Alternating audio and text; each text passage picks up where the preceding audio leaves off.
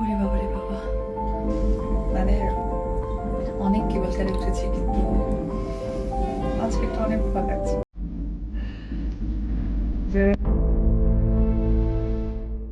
ঢাকাই সিনেমার জনপ্রিয় চিত্রনায়িকা অপু বিশ্বাস বর্তমানে রয়েছেন নেপালে। তবে শুধু নতুন সিনেমার শিকারের শুটিংই নয়, নেপালে মনোরম পরিবেশে এক মারাত্মক রোমাঞ্চকর অভিজ্ঞতার মুখোমুখি হয়ে রীতিমতো ভয় পেয়ে গেছেন এই অভিনেত্রী।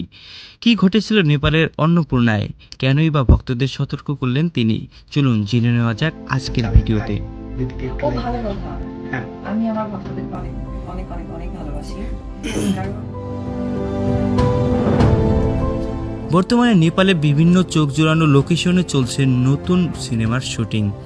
আর এই শুটিংয়ের ফাঁকেই কাজের ব্যস্ততা সরিয়ে কিছুটা সময় কাটাচ্ছিলেন তিনি।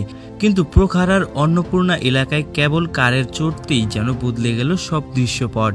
কেবল কারটি অনেক বেশি উঁচুতে থাকায় মুহূর্তের মধ্যে আতঙ্কে শিউরে ওঠেন অপু বিশ্বাস। গত বৃহস্পতিবার ফেসবুক লাইভে এসে তিনি সেই অভিজ্ঞতার কথা ভক্তদের সাথে শেয়ার করেন। লাইভে ক্যাপশনে স্পষ্ট ভাষায় লিখে দেন, ভীষণ ভয় লাগছে। মানে অনেক কেবল কারে উঠেছি, কিন্তু আজকে একটু অনেক বোকা লাগছে।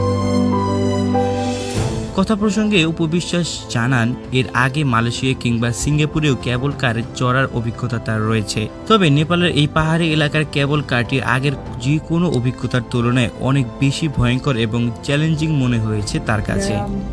ওকেরা কেবল কারে উঠেছে